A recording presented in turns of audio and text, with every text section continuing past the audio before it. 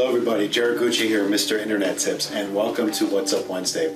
Really good topic today. Today I'm going to talk about the major differences between WordPress.com and WordPress.org. And I've actually accompanied this video with a pretty extensive blog post that will dig in detail more clearly about the topic. But on this video, I'm going to talk about some pros and cons of both WordPress.com and WordPress.org. So WordPress.com, let's talk about some of the benefits. There's only a few of them, but let's talk about them. First of all, WordPress.com is really great for somebody that doesn't have a lot of technical experience and they're looking for a very easy setup solution to get their blog going. Because all the setup is done for you, all the backup is done for you, all the upgrades are done for you. So that's the major benefit of using WordPress.com. Now let's talk about the cons of using WordPress.com. You do not have the ability to host it yourself. It is hosted on WordPress.com servers and it stays there. And there are thousands and probably hundreds of thousands of blogs on their servers, so you don't really get the full search engine optimization benefit that you would if you could self-host it. You do not have the ability to go in and add custom themes, edit the CSS without paying for it, or actually go into the PHP code. Now, let's talk about WordPress.org.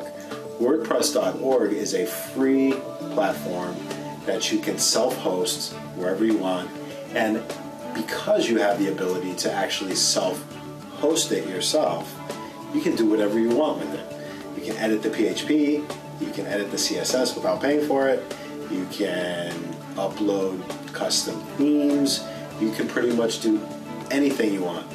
One of the greatest things about WordPress.org is the plugins that you can install, because there are so many plugins out there.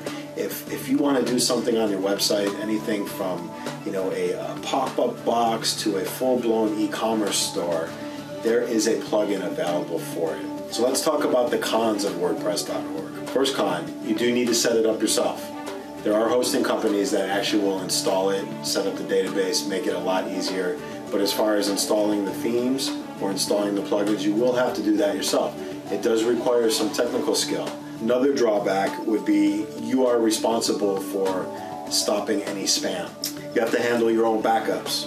So if you're going to back up your database, you back up your content, you're going to have to do that on your own. And again, this is a plugin. Put your plugin in, set your scheduled backup times, and you're all set. So as you can see, there are benefits and cons to each of the different platforms, WordPress.com and WordPress.org. The main thing and the takeaway that I want you to have is that one you're in control of and one you have no control over. So I hope this was helpful. There is going to be a blog post link in the description of this video that has this information more in detail. And as always, if you have any questions, please comment on the video. Thank you for watching. I'll see you next week.